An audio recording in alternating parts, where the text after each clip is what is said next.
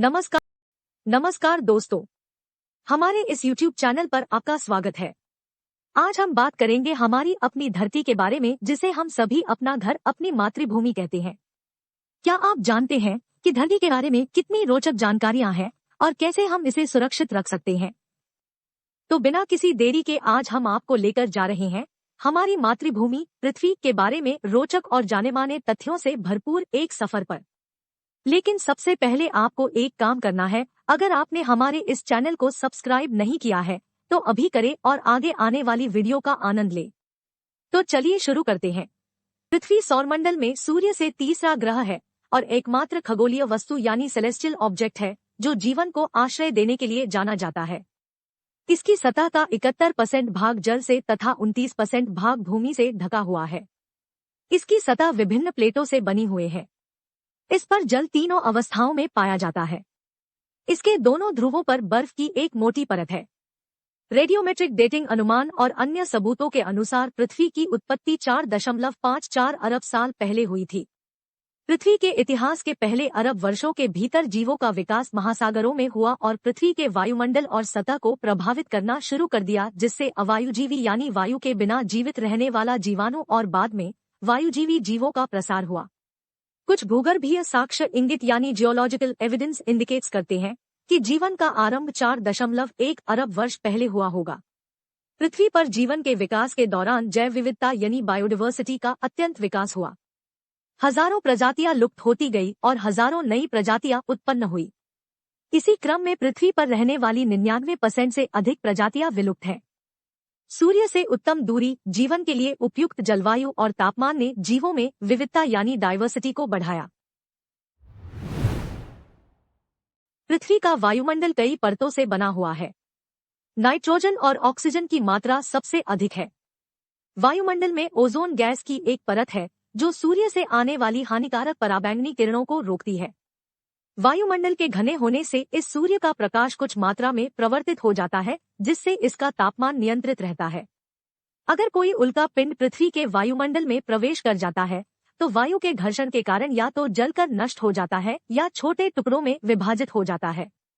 पृथ्वी की ऊपरी सतह कठोर है। यह पत्थरों और मृदा से बनी है। पृथ्वी का भूतल कई कठोर खंडों या विवर्तनिक प्लेटों में विभाजित है, जो भूगर्भिक इतिहास के दौरान एक स्थान से दूसरे स्थान को विस्थापित हुए हैं। इसकी सतह पर विशाल पर्वत, पठार, महाद्वीप, द्वीप, नदियां, समुद्र आदि प्राकृतिक संरचनाएं हैं। पृथ्वी की आंतरिक रचना 3 प्रमुख परतों में हुई है: भूतल, भूप्रावार और क्रोड। इसमें से बाह्य क्रोड तरल अवस्था में है और एक ठोस लोहे और निकल के आंतरिक कोर के साथ क्रिया करके पृथ्वी में चुंबकत्व या चुंबकीय क्षेत्र को पैदा करता है। पृथ्वी का चुंबकीय क्षेत्र विभिन्न प्रकार के आवेशित कणों को प्रवेश से रोकता है। पृथ्वी सूर्य से लगभग 15 करोड़ किलोमीटर दूर स्थित है। दूरी के आधार पर यह सूर्य से तीसरा ग्रह है। यह सौर मंडल का सबसे बड़ा चट्टानी पिंड है। पृथ्वी सूर्य का एक चक्कर 365 दिनों में पूरा करती है। यह अपने अक्ष पर लंबवत 23.5 डिग्री झुकी हुई है। इसके कारण इस पर विभिन्न प्रकार के मौसम आते हैं। अपने अक्ष पर यह 24 घंटे में एक चक्कर पूरा करती है, जिससे इस पर दिन और रात होती है। चंद्रमा के पृथ्वी के निकट होने के कारण यह पृथ्वी पर मौसम के लिए दायी है। इसके आकर्षण के कारण इस पर ज्वारभाटे उत्पन्न होता है। चंद्रमा पृथ्वी का एकमात्र प्राकृतिक उपग्रह है। पृथ्वी का आकार गोल है। घुमाव के कारण पृथ्वी भौगोलिक अक्ष में चिपटा हुआ और भूमध्य रेखा के आसपास उभार लिया हुआ प्रतीत होता है। भूमध्य रेखा पर पृथ्वी का व्यास अक्ष से अक्ष के व्यास से 43 किलोमीटर यानी 27 मील ज्यादा बड़ा है। इस प्रकार पृथ्वी के केंद्र से सतह की सबसे लंबी दूरी इक्वाडोर के भूमध्यवर्ती चिम्बोराजो ज्वालामुखी का शिखर तक की है। इस प्रकार पृथ्वी का औसत व्यास 12,742 किलोमीटर यानी 7,918 मील है। कई जगहों की स्थलाकृति इस आदर्श पैमाने से अलग नजर आती है। हालांकि वैश्विक पैमाने पर यह पृथ्वी के त्रिज्या की तुलना नजरअंदाज ही दिखाई देता है। सबसे अधिकतम विचलन 0.17% का मारियाना गर्त समुद्री स्तर से 10,911 मीटर यानी 35,797 फुट नीचे में है, जबकि माउंट एवरेस्ट समुद्र स्तर से 8,848 मीटर यानी 29,029 फीट ऊपर 0.14% का विचलन दर्शाता है। यदि पृथ्वी एक बिलियर्ड गेंद के आकार में सिकुड़ जाए तो पृथ्वी के कुछ क्षेत्रों जैसे बड़े पर्वत श्रृंखलाएं और महासागरीय खाइयां छोटे खाइयों की तरह महसूस होंगे, जबकि ग्रह का अधिकतर भूभाग जैसे विशाल हरे मैदान और सूखे पठार आदि चिकने महसूस होंगे।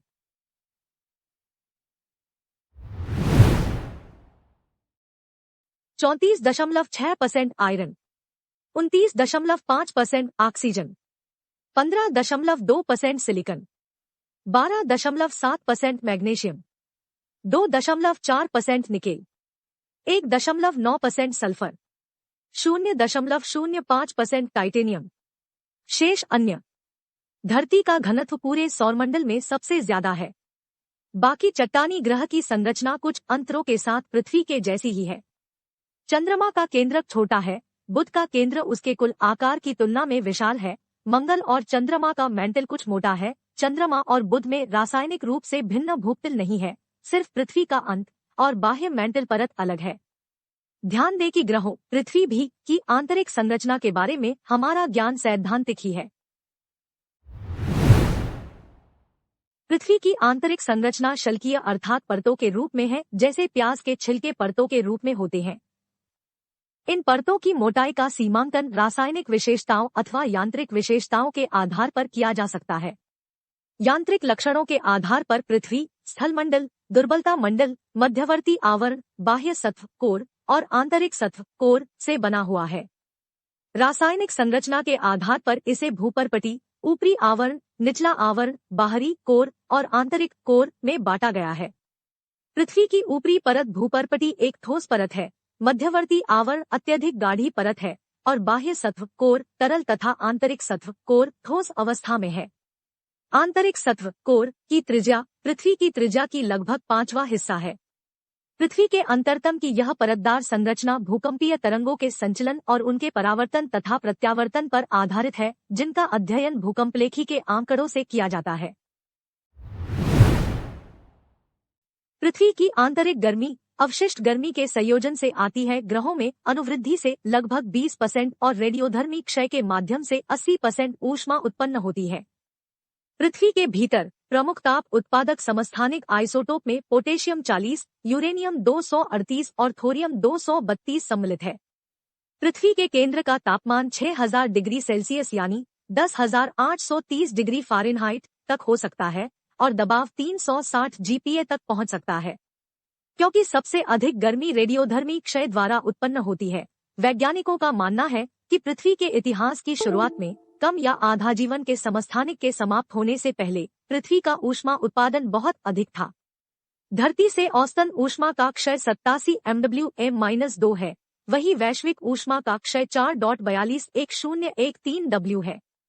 कोर की थर्मल ऊर्जा का एक हिस्सा मेंटल प्लम्स द्वारा पृष्ठभागों की ओर ले जाया जाता है। इन प्लम से प्रबल ऊर्जबिंदु तथा असिताश्म बाढ़ का निर्माण होता है। ऊष्माक्षय का अंतिम प्रमुख माध्यम लिथोस्फीयर से प्रवाहत्व के माध्यम से होता है, जिसमें से अधिकांश महासागरों के नीचे होता है, क्योंकि यहाँ भूपर्टी महाद्वीपों की तुलना में बहुत पतली होती है। पृथ्वी का कठोर भूतल कुछ ठोस प्लेटों में विभाजित है, जो निचले द्रव मेंटल पर स्वतंत्र रूप से बहते रहते हैं, जिन्हें विवर्तनिक प्लेटें कहते हैं। ये प्लेटें एक कठोर खंड की तरह है, जो कि परस्पर 3 प्रकार की सीमाओं से एक दूसरे की ओर बढ़ते हैं। अभिसरण सीमाएं, जिस पर 2 प्लेटें एक साथ आती है। भिन्न सीमाएं वेबैक मशीन, जिस पर 2 प्लेटें अलग हो जाती है। और सीमाओं को बदलना, जिसमें 2 प्लेटें एक दूसरे के ऊपर नीचे स्लाइड करती है। इन प्लेट सीमाओं पर भूकंप, ज्वालामुखीय गतिविधि, पहाड़ निर्माण और समुद्री खाई का निर्माण हो सकता है। जैसे ही विवर्तनिक प्लेटों स्थानांतरित होती है, अभिसरण सीमाओं पर महासागर की परत किनारों के नीचे घटती जाती है। उसी समय भिन्न सीमाएं से ऊपर आने का प्रयास करती मेंटल पदार्थ मध्य समुद्र में उभार बना देती है। इन प्रक्रियाओं के संयोजन से समुद्र की परत फिर से मेंटल में पुनर्नवीनीकरण हो जाती है। इन्हीं पुनर्नवीनीकरण के कारण अधिकांश समुद्र की परत की उम्र 100 मेगासाल से भी कम है। सबसे पुराना समुद्री परत पश्चिमी प्रशांत सागर में स्थित है, जिसकी अनुमानित आयु 200 मेगासाल है। वर्तमान में 8 प्रमुख प्लेट उत्तर अमेरिकी प्लेट, उत्तरी अमेरिका, पश्चिमी उत्तर अटलांटिक और ग्रीनलैंड। दक्षिण अमेरिकी प्लेट, दक्षिण अमेरिका और पश्चिमी दक्षिण अटलांटिक। अंटार्कटिक प्लेट, अंटार्कटिका और दक्षिणी महासागर। यूरेशियाई प्लेट, पूर्वी उत्तर अटलांटिक, यूरोप और भारत के अलावा एशिया। अफ्रीकी प्लेट, अफ्रीका, पूर्वी दक्षिण अटलांटिक और पश्चिमी हिंद महासागर। भारतीय ऑस्ट्रेलियाई प्लेट, भारत, ऑस्ट्रेलिया, न्यूजीलैंड और हिंद महासागर के अधिकांश। नाजका प्लेट, पूर्वी प्रशांत महासागर से सटे दक्षिण अमेरिका। प्रशांत प्लेट, प्रशांत महासागर के सबसे अधिक और कैलिफोर्निया के दक्षिणी तट। 5 करोड़ से 5.5 करोड़ वर्ष पहले ऑस्ट्रेलियाई प्लेट भारतीय प्लेट के साथ जुड़ गई। सबसे तेजी से बढ़ते प्लेटें में महासागर की प्लेटें हैं, जिसमें कोकोस प्लेट 75 मिलीमीटर प्रति वर्ष की दर से बढ़ रही है और वही प्रशांत प्लेट 52 से 69 मिलीमीटर प्रति वर्ष की दर से आगे बढ़ रही है। वही दूसरी ओर सबसे धीमी गति से चलती प्लेट यूरेशियन प्लेट है, जो 21 मिलीमीटर प्रति वर्ष की एक विशिष्ट दर से बढ़ रही है। पृथ्वी की कुल सतह क्षेत्र लगभग 51 करोड़ किलोमीटर स्क्वायर यानी 19.7 करोड़ वर्ग मील है, जिसमें से 70.8% या 36.113 करोड़ किलोमीटर स्क्वायर 13.943 करोड़ वर्ग मील क्षेत्र समुद्र तल से नीचे है और जल से भरा हुआ है। महासागर की सतह के नीचे महाद्वीपीय शेल्फ का अधिक हिस्सा है। महासागर की सतह, महाद्वीपीय शेल्फ, पर्वत, ज्वालामुखी, समुद्री खंदक, समुद्री तल दर्रे, महासागरीय पठार, अथाह मैदानी इलाके और मध्य महासागर रिड्ज प्रणाली से भरी पड़ी है। शेष 29.2% यानी 14.894 करोड़ किलोमीटर स्क्वायर या 5.751 करोड़ वर्ग मील जो कि पानी से ढका हुआ नहीं है, जगह पर बहुत भिन्न है और पहाड़ों, रेगिस्तान, मैदानी पठारों और अन्य भूप्राकृतिक रूप में बंटा हुआ है। पृथ्वी की सतह पर पानी की बहुतायत एक अनोखी विशेषता है जो सौर मंडल के अन्य ग्रहों से इस नीले ग्रह को अलग करती है। पृथ्वी के जलमंडल में मुख्यतः महासागर हैं, लेकिन तकनीकी रूप से दुनिया में उपस्थित अन्य जल के स्रोत जैसे अंतर्देशीय समुद्र, झीलों, नदियों और 2000 मीटर की गहराई तक भूमिगत जल सहित इसमें शामिल है। पानी के नीचे की सबसे गहरी जगह 10,911.4 मीटर की गहराई के साथ प्रशांत महासागर में मारियाना ट्रेंच की चैलेंजर डीप है।